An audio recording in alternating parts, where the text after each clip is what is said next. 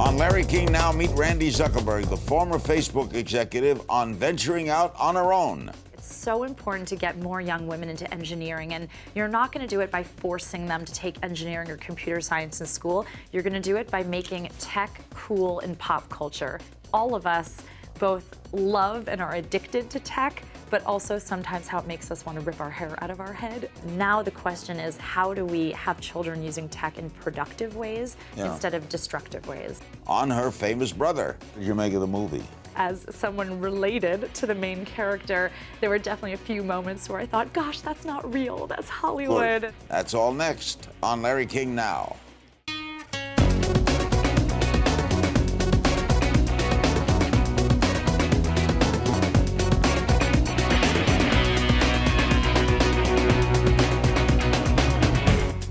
Welcome to Larry King Now. What a pleasure to have Randi Zuckerberg as our special guest. You may recognize her famous last name. She's a member of the first family of Facebook. Her brother Mark, of course, founded the company. She left Facebook two years ago to start Zuckerberg Media. She's got two new books out. Dot Complicated, right here, I hold up the wrong one, Untangling Our Wired Lives, and a children's book just called Dot. I used to have dots on my old set at CNN. Oh, gosh, I've been wearing polka dots every day for 100 days in honor of my books. And I always like Dots candy. That's right. Dippin' Dots, the whole thing. Oh, the whole thing. Why'd you leave Facebook? Well, gosh, for 6 years, I just worked every single day, 24 hours a day at Facebook. What was your job there? I was leading the consumer marketing team, and I was working on a lot of our partnerships with television, movie studios, and doing a lot with global politics and elections. And just the pinnacle moment of my career, we hosted President Obama at Facebook for a town hall to all of America on a live stream platform that I had dreamt up. And I just thought, I was also 9 months pregnant at the time, and I thought— Not going to top that, right? That's right. I was like, I don't know how to top that except to have Larry King come, I guess. And, you know, I guess that's the moment you drop the mic and walk. Yeah. You get, as Colin Powell told me, when a train comes to the last stop, get off. That's right, exactly. What is Zuckerberg Media? So I have a real opinion that young girls into tech, it's so important to get more young women into engineering, and you're not going to do it by forcing them to take engineering or computer science in school. You're going to do it by making tech cool in pop culture. So Zuckerberg Media, we're trying to do pop culture, tech projects, TV shows, movies, online film that makes it cool for women to go into engineering. Were you a nerd? Oh, supreme nerd. In fact, I was so nerdy, I didn't even know I was a nerd. That's how— There are girl nerds, huh? There are definitely girl nerds, although I was more of a music nerd than a tech nerd.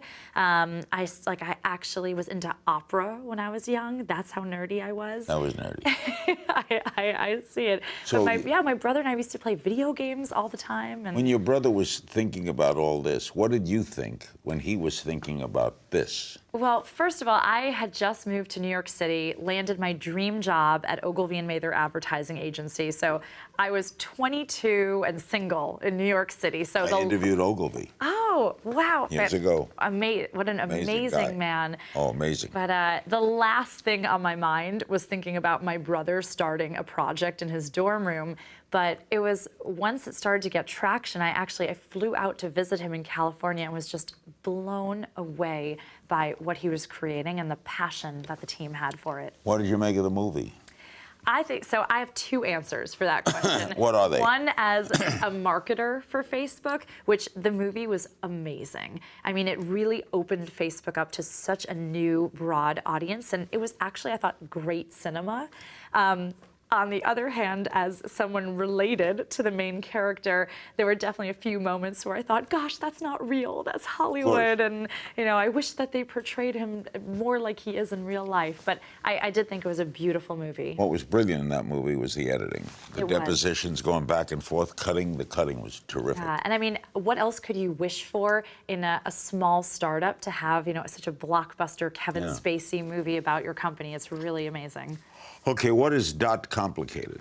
Dot Complicated, it's kind of part— Why is it Dot? Why is it? Well, gosh, I was trying to, .com, yeah, I was kind of trying to play on the .com, and it's half memoir, half advice guide.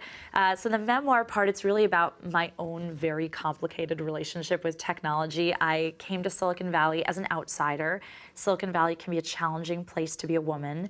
And it was also challenging to be working with a sibling, to have the Zuckerberg last name. I sometimes felt that no matter what I accomplished, I always had that hanging over me. So I write a lot about my own relationship with technology. And the second part of the book is acknowledging how all of us both love and are addicted to tech, but also sometimes how it makes us want to rip our hair out of our head and how to navigate this wired world.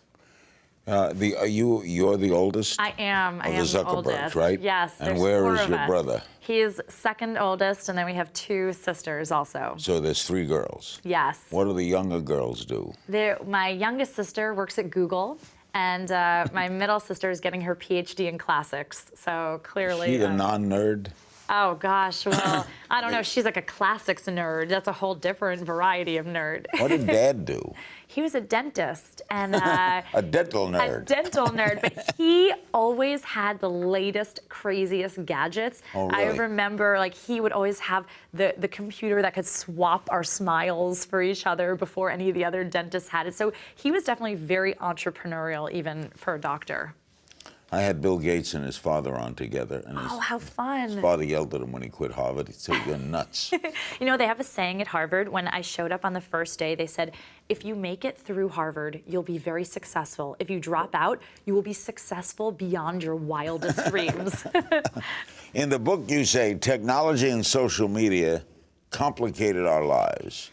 It has. Define that. Well, I think the best thing and the worst thing about tech are the exact same thing. It's the fact that we're so hyper-connected. So on one hand, the fact that I can travel and have a 2-year-old son, it's only due to the fact that we are so connected. But on the other hand, gosh, the stats that we found researching this book, that 30% of women, they would rather give up having sex for a month or a year rather than part with their mobile phone for even a weekend.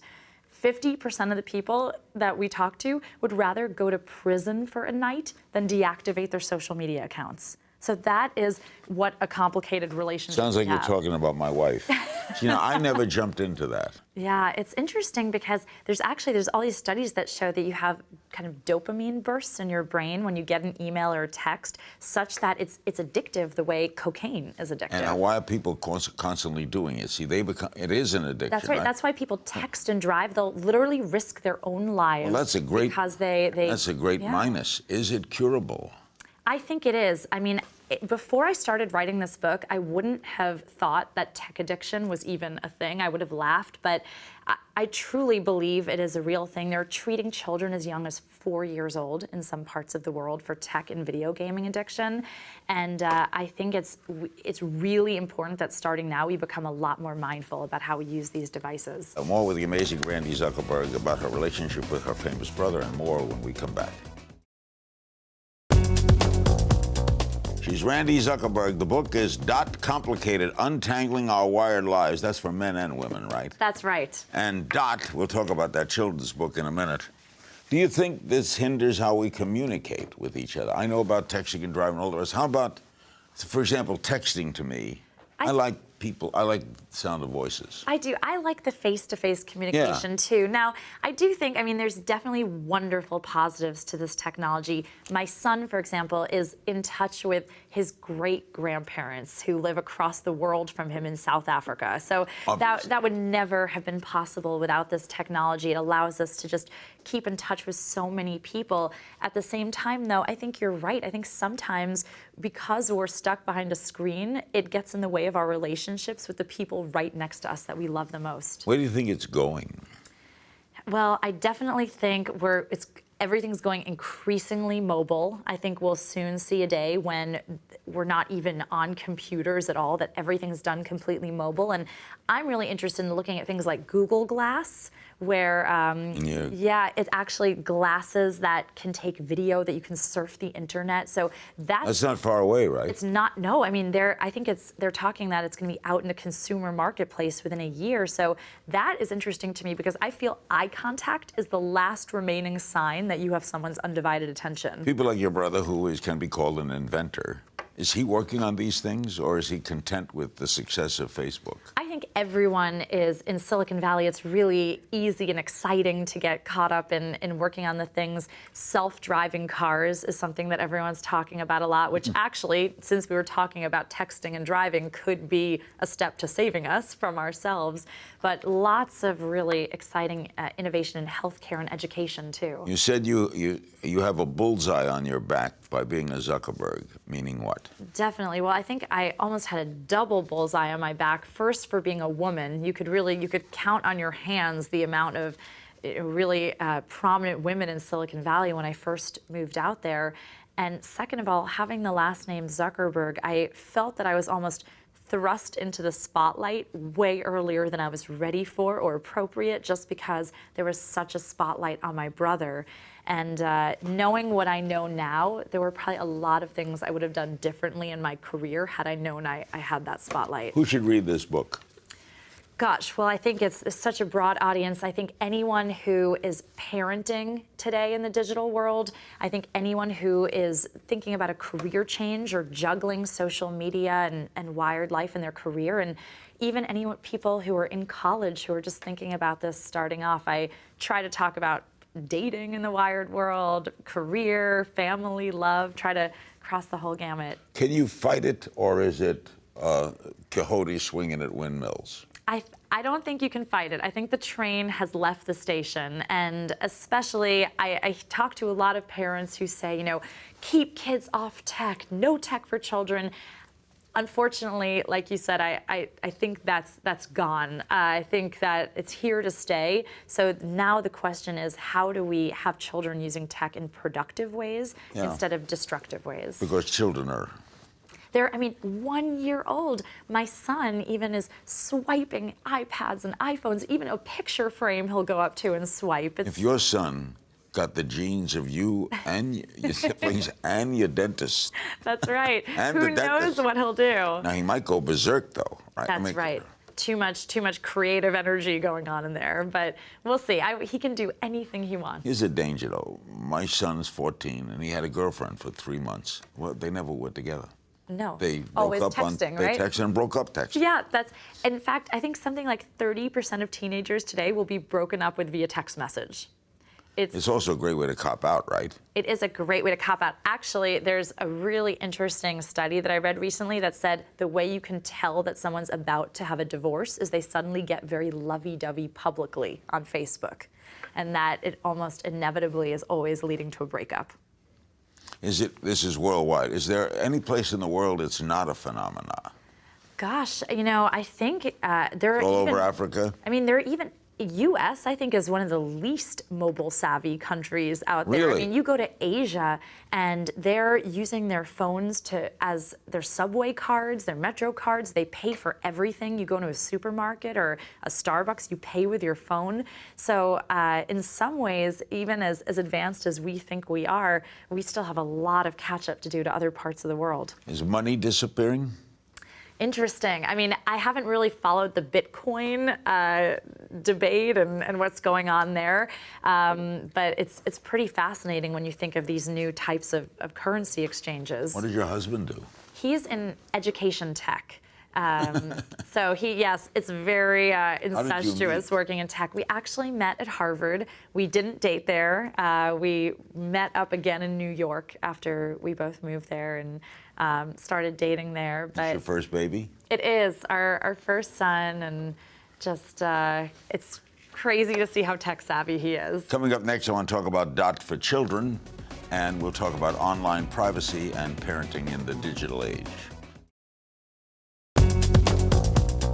We're back with the incredible Randi Zuckerberg. I'm so happy to have met her. Tell me about Dot for Children.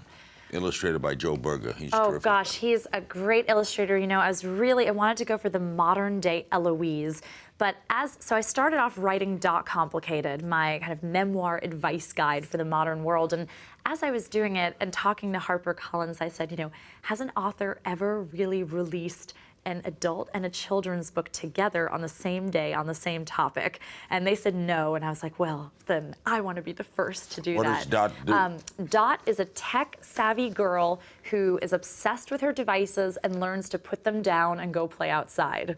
So in the beginning of the book, you see she's doing all these things like swiping and tweeting and tapping. And when she goes outside in the second half of the book, swiping, she's making a finger mural. And tweeting, she's singing with the birds. And tapping, she's dancing. What age group is it for? For, I guess, about 2 to 8 is the age group that... Is it hard not to write down? It is, yeah, it's very hard. I mean, it was, in some ways, I'm almost sad that a book like this needs to even exist in the first place, that we need to be telling children as young as 2 years old to put their devices down and look up. But I think it's essential when you just look at any child today, and they're so tech savvy. In the book, you talk about oversharing information. Yes. What do you mean? There's so many ways that people overshare online. You see people, they're sharing graphic potty training details about their children. They're sharing details about their relationship that you think, gosh, you know, does your spouse or does your partner know that you're sharing this information? People share the craziest things. There's a hashtag on Twitter, tweets from the toilet. People are that graphic that they're like taking their phones into the bathroom and sharing from the toilet. So there seems to be no boundary to what people will post. You talked about posting embarrassing family pictures online, right? Yes. You got backlash for that, right? I did. You know, I didn't think that the photo I posted was even that embarrassing. It was mostly silly. What was it? We were all gathered around the table for a holiday, and I thought it was funny because everyone was on their phones. Their heads were buried in their phones, and I thought, like, oh gosh, this is funny. The Zuckerberg family, and no one's talking. Everyone's in their phone. So I took a photo of everyone, posted it, and the next thing I knew, it was all over all of these blogs, which, you know, that was, I think, my first real moment of thinking, gosh, do I have to watch what I share online now? That's the public eye. You got you got negative press, promoting a book via Twitter on Veterans Day? What was the big deal in that? I didn't think it was a big deal at all. I was knocking veterans? Not at all. I was backstage, actually, filming a morning show, and there was a group of just lovely veterans there, and they asked me if I would sign some copies of Dot for their children. So I signed it, and then I posted the photo online. I said, if there's any other veterans out there that would like a free signed copy of Dot, I'd love to send it to you too. So they're going to criticize. And that I got crucified for. But you know, I think also you've built up some really thick skin, I'm sure, being in the industry for so long. But doesn't bother me. Twitter, all of these sites, while they are wonderful platforms for good, they're also wonderful platforms for haters. You like Twitter? I use all of the sites. My one problem that I have with sites where you can be anonymous or have a pseudonym is that I think people are much more hateful and mean than they would be if they were required to use their real name. A lot of the sites where people are forced, or at least the social norm is to use their real name, at least people are a little more thoughtful before they post. What are your thoughts about Goldie Blocks, a new toy aimed at encouraging girls to develop an interest in engineering? What's Goldie Blocks? Oh, this is a great toy. So basically, they're trying to disrupt the pink aisle. When you go into the toy store, you have like the blue aisle for boys with the blocks and the cars, right, and then you have the pink aisle with the dolls. And Goldie Blocks it's encouraged to get girls into science, into math really early. And they have an amazing viral video that's circulating the web right now about 3 young girls who do a really fantastic science experiment. Engineering is a male word, right? If I told you an engineer is coming through the door, I would definitely assume, I would think it's a male, and it's, 90% of the graduates coming out of engineering programs are male today, which is a real problem. I think it starts very, very young. Why do you want more women in the field? Well, when I look at sites like Facebook, Twitter, YouTube, it's majority women. that use these sites. In fact, the power users on Facebook are new moms. So when you think about it, you have all of these guys that are building and thinking about all the features when the user base is majority women. And I think that a lot of times having more women represented at the table at the product level could really just make the product overall much better. Why is there panic when you don't have your iPhone, or you think it's gone, or you lose something in one of these instruments of the modern world? Why is that severe panic? I think it's your lifeblood. I remember this summer, I lost my wallet. It got pickpocketed out of my bag. And if that had happened a few years ago, I would have just panicked.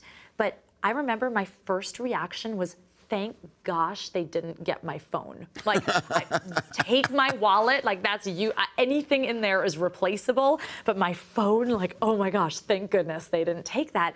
And to me, that was such, I think, a reflection on the fact that I don't think we could function even without our phones. I don't remember anyone's phone numbers. I wouldn't know how to get anywhere. It's just, gosh, we're so dependent on that information. Right? Yeah. I don't know what you do if someone came up to me and said, I'm taking your phone away. You have like a few minutes to write down everything you need.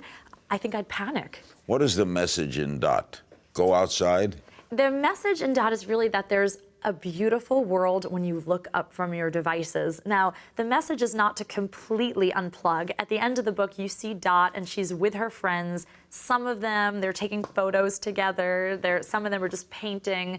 But in the beginning of the book, Dot's really isolated. It's just her and all these tech devices. And when she gets outside, suddenly the book it's colorful, and she's with her friends. So the world is beautiful when you look up from the small screen. Both of these are going to do great. Thank In our last segment, Randi will answer your question, and we'll play a game of If You Only Knew. That's next.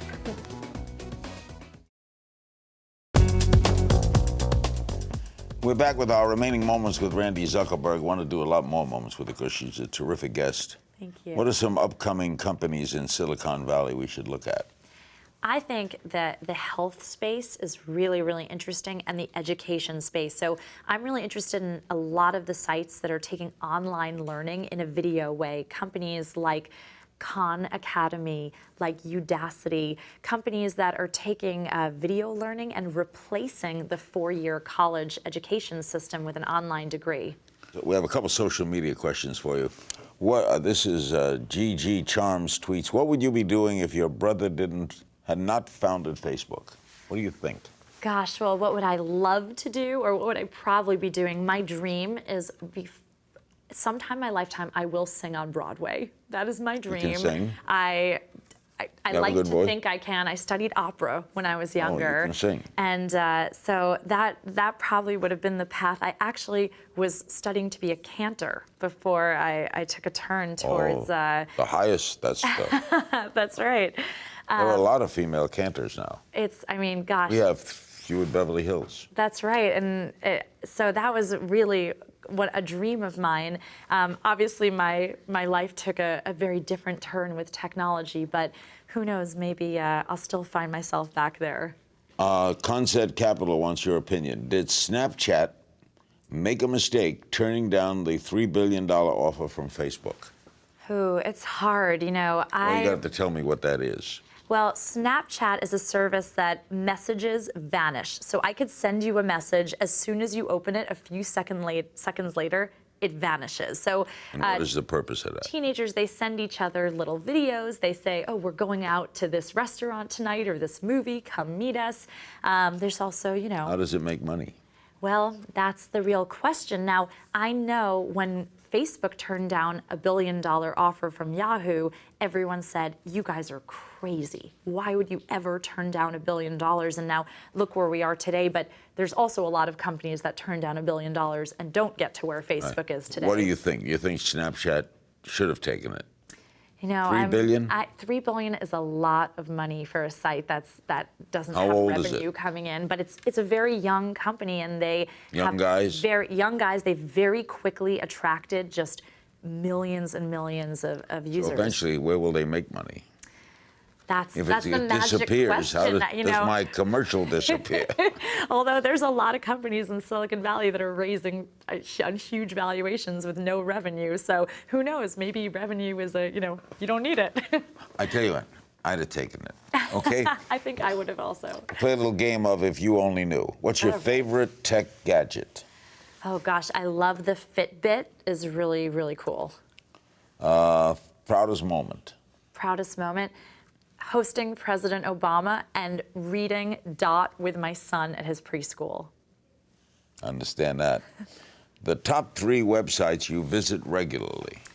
Waze, I use that all the time as a crowdsourced GPS, Spotify, and PayPal. I do a lot of online banking and payments through there. Most embarrassing moment? Oh, probably some of the things that I've tweeted. Probably that family photo going out. What's a guilty pleasure of yours? Ooh, I love a lot of the Netflix shows. Orange is the New Black and House of Cards. First boy you ever kissed? His name was Richard, and we were in 5th grade. Where? Gosh, we thought we were being so sneaky at the middle school. It was like very stereotypical. In New York? In Westchester, New York. Role model? So many, but I'd have to say, gosh, Sheryl Sandberg, Marissa Mayer, my mom, of course. Favorite food? Kosher Jewish deli food. You cannot Me get it in too. California. No, At least Northern California, you can't. On Pico Boulevard. All here. right, heading there after this. Biggest splurge? Biggest splurge, when I finally bought my dream house. A social media post you wish you could take back? That picture? Even one before that, when that? I got rejected from getting into a bar, when this was a brand new site called Twitter, had just launched, and I tweeted just something awful at the bartender when he rejected us. And the next day it was everywhere. And I was like, oh my God, should I even be on this site? What's words? Come back in, go back. Jack Dorsey's a good friend, you know him? I have met him. I mean, it's just incredible what he's building. Something people would be surprised to find out about you.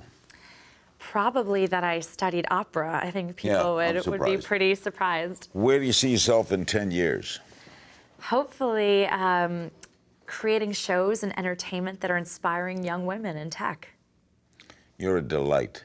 Thank you. Thank you, Rand. It's such an honor to be here with you. I've looked up to you my whole career. Thank you. Thank you. Dot Complicated, Untangling Our Wired Lives by Randi Zuckerberg, and Dot by Randi Zuckerberg, published simultaneously on the same. This is a first. Thanks to my guests for being with us. And you can find me on Twitter @KingsThings. See you next time.